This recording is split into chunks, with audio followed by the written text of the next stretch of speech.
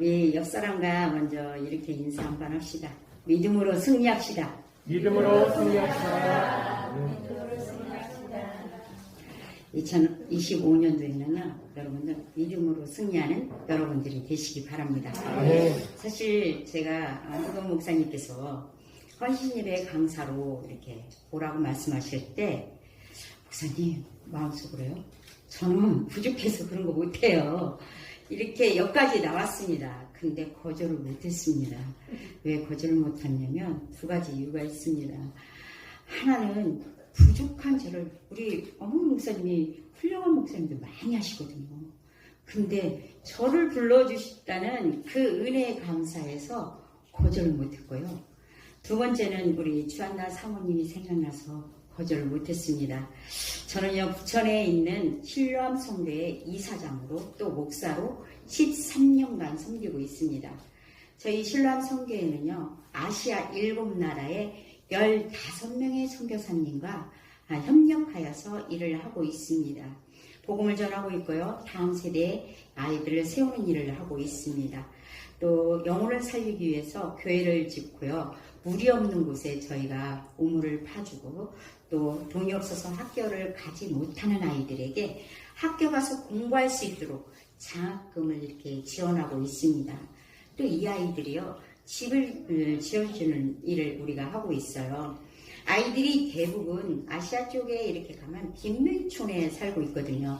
그런 아이들이 집이 얼마나 잘 살겠어요. 집이요, 형편없이 캄보디아나 필리핀 이런 쪽은 그냥 나무만 이렇게 세워놓고 바나나 잎으로요, 이렇게 지붕을 세워놓고 이렇게 살고 있습니다. 이러니 이 아이들이 공부를 할 수 없는 환경에서 있고요. 또 이 아이들이 이제 여자아이들은 위험에 많이 노출되어 있습니다. 벽이 없다 보니까, 저희가 3년 전에 벽이 없다 보니까 이 아이가 자고 있었는데, 우리 후원하는 아이가 3년 전에 집에서 자고 있는데, 옆집 아저씨가 강간을 해서 초등학교 5학년 학생이 임신을 해가지고 학업을 중단하였습니다. 저희 성교회는요, 그래서 해피하우스라는 이름으로 이렇게 열악한 지역에 집을 지어주고 고쳐주는 일을 하고 있습니다. 이런 일들은 모두 다가 전적으로 후원자의 후원금으로 다 이루어졌어요. 저희 성교회는 예양교회 우리 주한나 사모님께서 1년에 한 번씩 이렇게 어려운 아이들에게 집을 지어주는 일을 함께 동참하면서 후원을 하였습니다. 그런데 어떻게 제가 여기 오는 걸 거절하겠습니까? 우리 주한나 사모님께서 생활비를 아껴서 또 그걸 아껴가지고 어려운 아이들에게 집을 지어주는 그 마음을 제가 알기에 여기 오는 걸 거절할 수가 없었습니다. 이 시간 부족하지만 제가 신앙생활을 하면서 하나님을 만난 체험의 기적의 역사들을 여러분들과 함께 나누고자 합니다. 은혜의 시간이 되었으면 좋겠습니다. 네. 저는 어려서부터요, 예수를 믿은 것이 아닙니다. 결혼해서 남편이 전도회에서 교회를 다니기 시작했습니다. 교회 안 다닌 친구가 교회 다니기가 쉽지 않습니다. 교회를 가려면요, 자꾸 배가 아팠어요. 꾀병이 아니라 정말 아침에 되면 남편이 교회 가자 하면 배가 아파서 나 배 아파서 교회 못 가. 그러면 우리 남편이 누워봐. 그래요. 누워서 딱 배를 누르면 야, 맹장은 아닌데 가자. 그래요. 그러면 저는 어쩔 수 없이 따라갑니다. 근데 우리 남편이요, 참 지혜롭습니다. 교회를 갔다 오면 점심도요, 맛있는 것도 사주죠. 저녁도 맛있는 거 사줘가지고 집으로 옵니다. 저는 집에서 밥을 하기 싫어가지고 교회를 따라갔습니다. 교회를 한 달이면 한두 번 따라갔나 그때 그랬습니다. 그러던 어느 날 우리 아들이 3살 때의 일입니다. 감기로 몹시 아픈 적이 있습니다. 열이 40도가 넘어가는데 그때 저도 감기가 있어가지고 같이 누워 있었습니다. 근데 아기가 옆에서 이렇게 누워있는데 느낌이라는 게 있지 않습니까? 잘 논다고 생각했는데 애를 딱 한 번 보는 순간에 애가요, 열이 40도가 넘다 보니까 경기를 하면서 몸이 완전히 굳어 있더라고요. 이걸 본 엄마는 어떻겠습니까? 아마 아이들이 경계한 그 부모님은 아마 그 심정을 알 겁니다. 저는 정말 신발도 신지 않고 우리 애를 안고 막 달려갔습니다. 어디로요? 병원으로. 그런데 중간에 옆집에 할아버지께서 저를 보더니 깜짝 놀라서 세대가 어디 가는 거야?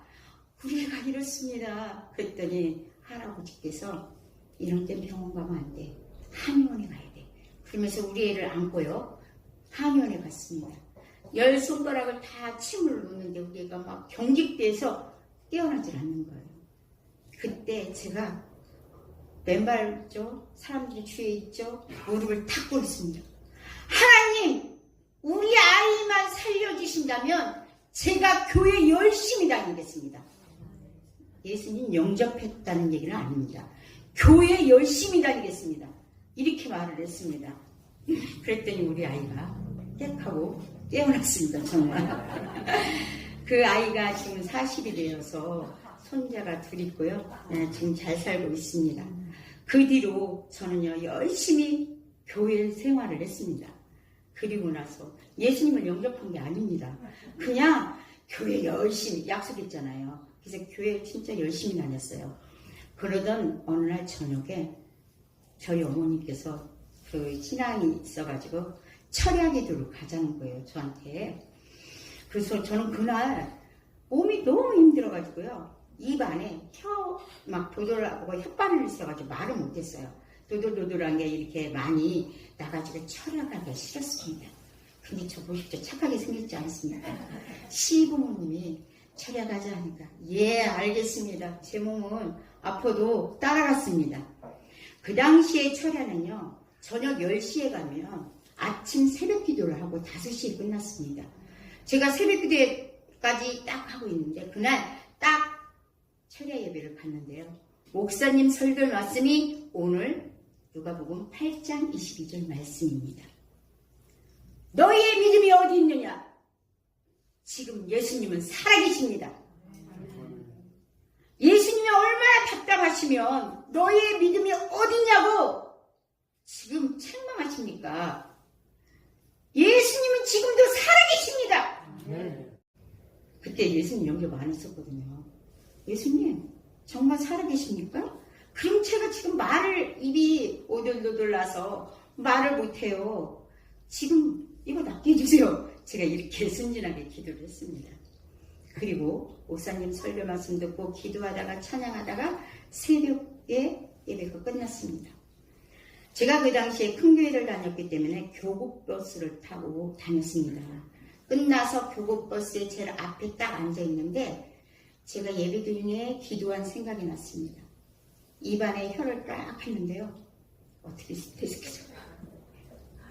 깨끗하게 나온 거예요. 저는 깜짝 놀라서요. 그 교구에 차가 사람도 꽉 차는데 여러분 하나님은 살아계십니다. 지금 제 혀에 모든 것이 다 나왔습니다. 제가 소리치면서 이렇게 하니까 옆에 저희 시어머니가 앉았죠. 제 옆구리를 딱 치면 앉으라고 제발 앉으라고. 여러분 하나님은 지금도 살아계십니다. 하나님은요 지금도 우리와 함께 하시고요 역사해 주신다는 것입니다. 우리가 믿음이 없어서 기도하지 못하고요 행함으로 하지 못하기 때문에 기적의 역사를 맛보지 못하는 것입니다. 오늘 본문 말씀은요 마태, 마가, 누가복음에 모두 기록되어 있는 친숙한 이야기입니다. 예수님께서 제자들에게 어때요? 호수 저편으로 건너가자고 얘기를 하죠. 금방 예수님은 잠이 듭니다. 예수님이 금방 잠이 들 정도로 그 호수는요 아주 평안하고 잔잔하였습니다. 그렇게 평화롭고 잔잔한 호수가 갑자기요 강풍이 일어나는 것입니다. 제자들이 두려워 떨면서 주여 주여 우리가 죽겠나이다. 예수님은 막 깨웁니다. 예수님께서 일어나서 바람을 꺼주시고 강풍을 멈추게 해주시고 잔잔케 해주셨습니다. 그리고 두려워하는 제자들에게 뭐라고 합니까? 너희의 믿음이 어디 있느냐? 라고 책망을 하십니다. 여러분 갈릴리 호수는요 평소에는 잔잔합니다. 그러나 강풍이 막 불면요, 무섭게 몰아치면요, 어떻게 할 수가 없습니다. 이러한 현상을 일어나는 이유는요, 호수에 둘러싸고 있는 특이한 지형 때문에 그렇습니다. 갈릴리 호수는 수면이 해면보다 200m나 낮습니다. 해발 마이너스 200m입니다. 그리고 그 주변은 높은 협곡으로 둘러싸여 있기 때문에 그런 현상이 일어납니다. 또 북쪽에는 어디입니까? 1년 내내 눈이 녹지 않는 헬몬산이 있습니다. 그 헬몬산을 통해서, 그 협곡을 통해서 차가운 바람이요, 빠른 속도로 내려옵니다. 또 남쪽에는 뭐가 있습니까? 남쪽에는 사막이 있습니다. 그 사막에 뜨거운 열풍이 요단 계곡을 타고 막 올라옵니다. 그러면 차가운 냉기하고 열풍이 충돌하면요, 여러분, 큰 강풍이 일어나는 것입니다. 마치요, 우리가 2003년에 태풍 매미 아시죠? 태풍 매미가 찾아올 때 우리나라 사망이 130명 사망했습니다. 그리고 제3피해는 3조 1천억 원이라는 엄청난 그것처럼 태풍이 무섭습니다. 이러한 태풍과 같은 광풍이 배에 몰아친 것입니다. 이 태풍이 몰아치면요, 아무리 노를 잘 젓는 사람들도 두 손도가 다 놓게 됩니다. 그래서 갈릴리 어부들은요, 이 강풍을 가장 무섭게 여깁니다. 그런데 여러분, 저는 이 부분을 읽을 때 이런 생각이 들었습니다. 왜 예수님과 함께하는 향해인데 강풍을 만날 수 있을까? 그런 생각 안 듭니까? 예수님은 전지전능하신데, 예수님과 함께하는 그 향해인데 왜 강풍이 일어났을까? 예수님과 함께하는 향해인데 강풍이 안 생길까요? 아마 저보다 지금 다 연배들이 높은 분들 많이 계신 것 같아요. 근데 우리가 살다 보면은 전혀 생각지도 않는 일들이 우리 앞에 닥쳐온다는 사실입니다. 예수님을 잘 믿어도요, 예수를 잘 섬겨도 얼마든지 우리의 삶 속에서 강풍과 같은 힘들고 어려운 일들을 만날 수 있는 것입니다.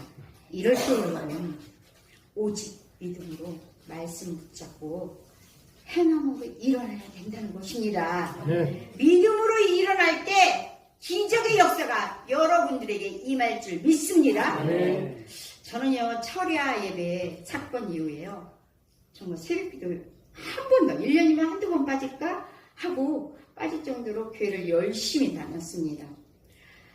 교회가 1순위에서 예수님을 제가 영접하고요, 여러분처럼 여전도에 교회 나와서 헌신하고 전도하고 여러 가지 일들을 참 많이 했습니다. 근데 제가 이렇게 돌아보면 하나님 일은 공짜가 없는 것 같아요. 우리가 한 만큼 하나님을 보고 주시는 것 같아요. 제가 그 당시에 그렇게 열심히 하니까 하나님께서 17평짜리 아파트를 주셨습니다. 그런데 17평짜리 아파트를 사고, 여러분 아마 아파트 집 사고 그런 경험을 많이 하셨을 거예요. 새벽기도 끝나면 집을 가서 한번 쳐다보고, 막 17평 처음 사고요. 너무 기뻤습니다. 그런데요, 저희 아파트를 사고 나서 IMF가 팡 터진 거예요. 당시 회사는 50평 정도 되는 500에 50만 원 정도의 이제 사무실과 공장을 가지고 저희 남편이 일을 했습니다. IMF가 터지니까 그 당시에 회사는 다 어려웠습니다. 남편도 회사가 너무 어렵다고 힘들어 하더라고요. 근데 제가 그때 어땠어요? 교회 가서 열심히 기도하고 새벽기도 안 빠지고 성령 충만했습니다. 유치원에 보내면 전도 지키고 막 전도하고 다니고 막 이럴 때였습니다. 제가 어느 날 새벽 기도에 가서 기도를 하는데, 남편을 놓고 막 기도를 했습니다. 회사를 놓고 기도했습니다. 그랬더니 마태복음 7장 7장 구하라 그리하면 너에게 주실 것이요, 찾으라 그러면 너에게 찾아낼 것이요, 문을 두드리라 그러면 열릴 것이냐, 이 말씀을 딱 주시는 거예요. 그래서 남편하고 저 이야기를 하고 말씀대로 우리 해보자. 먼저 회사에 가서요, 기도하고, 그리고 거래처에 전화를 막 돌립니다. 수십 통 돌립니다. 그럼 하루에 한 건 정도 일감이 들어와서 일을 하고 했고요. 전국 어디에서 부르면 갔습니다.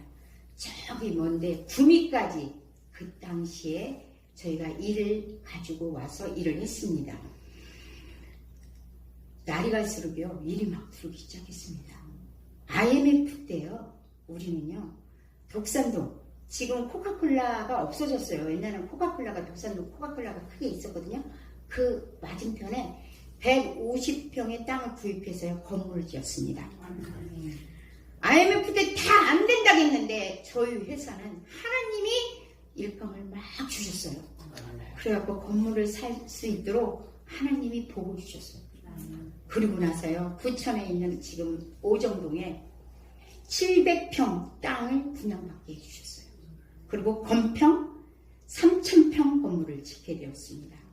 지금 시가 보면 제가 이것 때문에 우리 장로한테 물어봤어요. 제가 그런 거는 잘 몰라가지고 그랬더니 시가 지금 250억 정도 된다고 하더라고요. 그리고 연간 매출은 180억 정도 하고 있습니다. 여러분 네이버에 치면 2루 정도 치면 다 이건 제가 얘기하는 게 아니라 그대로 나와 있습니다. 여러분 우리가 삶 속에서 예기치 못한 힘들고 어려운 광풍을 만났을 때요 제자들처럼 예수님께 도움을 요청하십시오. 아멘. 주님 제가 지금 죽겠습니다. 저를 도와주십시오. 주님만이 저를 이 절망에서 구할 수 있습니다. 아멘. 라고요. 교회 와서 여러분 믿음으로 기도해 주십시오. 와서 부르짖고 기도하면요 오직 믿음으로 한번 기도해 보십시오. 그럴 때 하나님께서 역사해 주시는 줄 믿습니다. 아멘. 저희 가정이 이렇게 하나님께서 많은 복을 주셨습니다. 저도 교회를 열심히 다니고요. 사실 돈이 있으니까 돈이 막 생기고 넉넉하니까 이제 세상에 하고 싶은 거 다 했습니다. 어때요? 애가 하나뿐이 없잖아요. 학교 보내놓고 나면 시간 많잖아요. 교회 일 없죠? 그러면 저는 골프 치러 갔습니다. 골프 열심히 신나게 치고요. 겨울이면 스키 열심히 타러 가고요. 여행도 다녔습니다. 세상 신나게 살았죠. 그런다고 해서 교회 예배 참여했습니다. 다 했습니다. 그런데요. 여행 가고 골프 치고 하다 보니까 주일은 가끔 한 번씩 빼먹게 되더라고요. 하나님 주일 한 번 가끔 빼먹으면 어때요? 이런 생각을 제가 갖고 그렇게 살았습니다. 그런데 어느 날 제 나이 38살 때 갑자기 왼쪽 가슴에 피고름이 나오기 시작했습니다. 순천향 대학병원에 가가지고 검사를 했는데 유방암이라는 진단을 받았습니다. 한쪽 가슴을 절개하지 않으면 생명의 위험이 있다. 그래서 생명을 살리기 위해서 한쪽 가슴을 절개하면서 수술하자. 제가 이 얘기를 들을 때 그날 병원에 앉아서 2시간 동안 그랬습니다. 시간이 많이 흘려도 괜찮아요. 네. 계속 이렇게 하다 보니까 어떻게 시간이 많이 흘렀네요. 2시간 동안 딱 앉아있으면서요. 제가 그랬어요. 하나님, 저 열심히 신앙생활도 했는데요. 저한테 왜 이런 일이 있습니까? 저 아직 젊지 않습니까? 생명에는 뭐 가슴 한쪽에 수술한다 해도 생명에 지장이 없다 해도 여자로서 한쪽 가슴을 없다는 게 얼마나 수치입니까? 그러고 앉아있었습니다. 근데 남편이 야, 이 병원 가지 말고 다른 병원도 한번 가보자. 그래가지고 저희가 성모병원을 또 찾아갔습니다.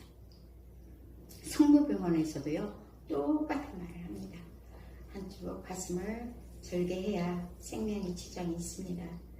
저는 그래서 한쪽 가슴 수술하기로 하고 순천향 병원에서 날짜를 적고 기도하는 중에 제 기도한다고 했잖아요. 기도하는 중에 아시는 목사님이 야 이왕이면 서울대병원 가서 해. 큰 병원 가서 해야 좋지. 그러는 거예요. 그래서 저는 그게 하나님의 음성인 줄 알고 아멘하고 서울대병원으로 막 갔습니다. 남편하고. 그런데 결과는요 똑같았습니다. 한쪽 가슴을 절개해서 목숨을 살리자 이런 얘기를 해서 서울대병원에서 수술 날짜를 잡고 왔습니다. 수술 날짜를 받고 한 20일간 기간이 있었습니다. 저는 새벽 기도에 가서 계속 기도했습니다. 하나님 나의 생명을 살려주신 분은 오직 주님뿐이 없습니다. 그리고 기도할 때 하나님 편안한 마음 주셨어요. 그리고 담임 목사님한테 중보 기도를 요청하라. 이런 마음이 제가 기도 중에 왔습니다. 근데 제가 그때 사실 젊은 나이잖아요. 한쪽 유방암을 통해서 한쪽 가슴을 도려내야 된다는 그 생각에 창피해가지고 목사님한테 말씀 못 드리겠더라고요. 지금은 이제 저도 나이가 먹어서 이렇게 이야기를 했지만 그 당시에는 누가 이런 것을 안다는 게 수치스러웠습니다. 그래서 말을 못했습니다. 기도하다가 하나님이 말씀하라게 하니까 그래 부끄러움을 무릅쓰고 목사님한테 말씀 드리자 하고 중보 기도를 요청했습니다. 전교인이요 철야 예배 때 저를 위해서 기도를 했습니다. 중보 기도 막 했습니다. 우리 식구들이 저를 보면 막 울면서 어떻게 하냐고 하고 저희 남편은 괜찮아 한쪽 가슴 없어도 살 수 있어 막 이러고 저희 성도들은 저를 보고 아유 어떻게 안타까운 목소리를 막 냈습니다. 저는 마음이 편했습니다. 20일을 지나서 이제 아치를 하고 수술을 하였습니다. 수술하고 나서 딱 눈을 깼습니다. 제 눈을 깨고 나서 뭐를 제일 먼저 안겠습니까? 내 가슴이 있나 없나 먼저 만졌지 않겠습니까? 가슴을 딱 만졌습니다. 할렐루야 그냥 있었습니다. 가슴이.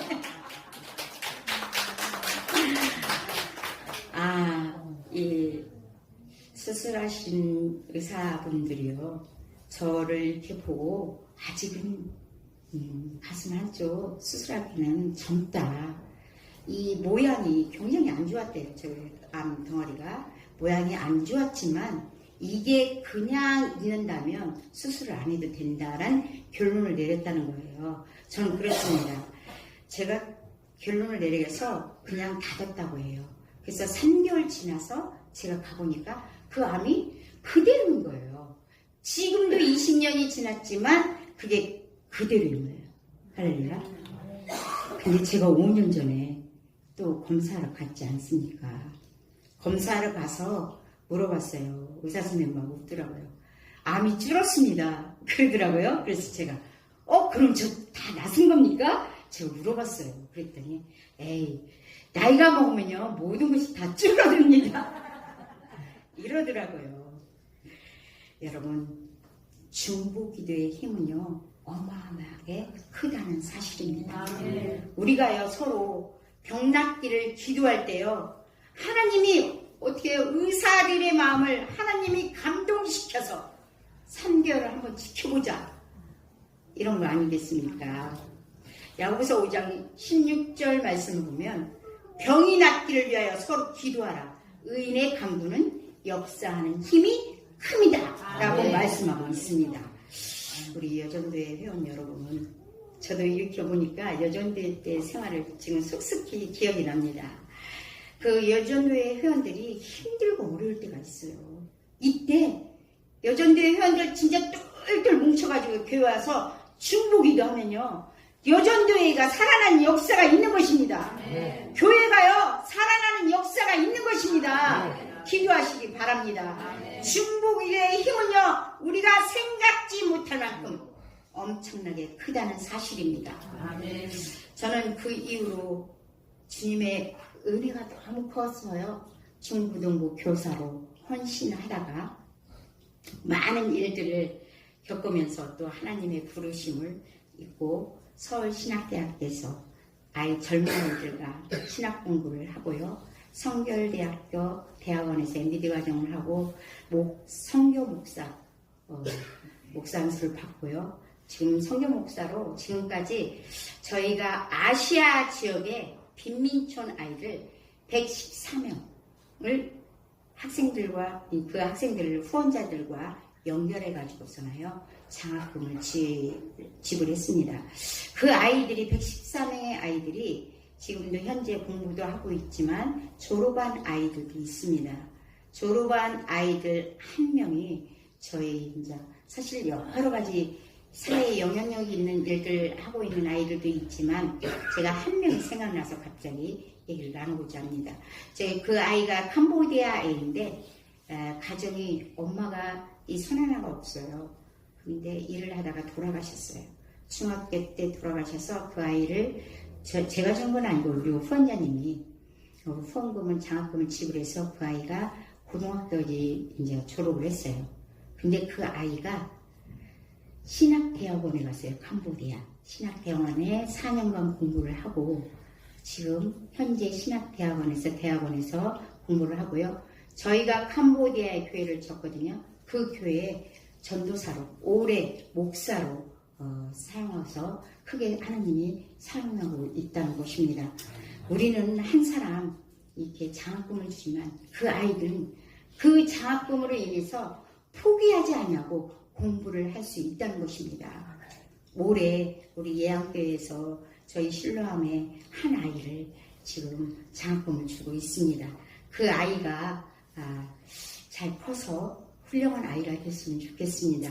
그 아이가 원하고 비전을 품고 영향력 있는 아이로 자랄 수 있도록 여러분 많은 기도해 주시기 바랍니다. 그리고 114명의 아이들을 후원을 하고 있고요. 또 교회를 지어서 지금 복음을 전하고 있습니다. 캄보디아 교회를 3개 줬고요. 필리핀에 하나 지고 인도 또 우리가 태국에 하나 각각 하나씩 져서 지금 6개의 교회를 지었습니다.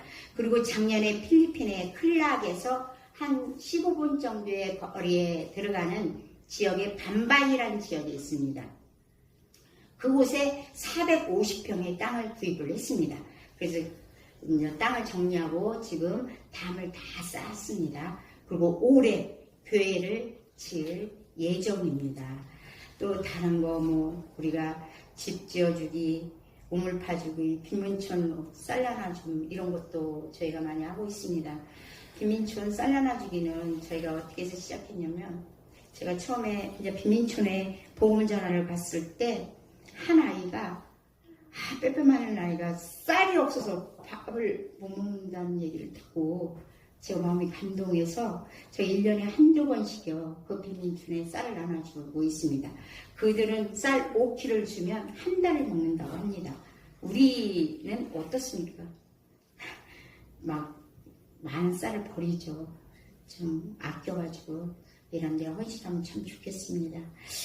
그리고 국내 사역에는요 저희 실로암에서는 1년에 한 번씩 창립기념일 때 교회 우리 국내 교회 어려운 교회에 개척교회 목사님들에게 양복을 나눠주고 있습니다. 그것도 새 양복 오래된 게 아니라요 좋은 양복을 나눠주고 있고요.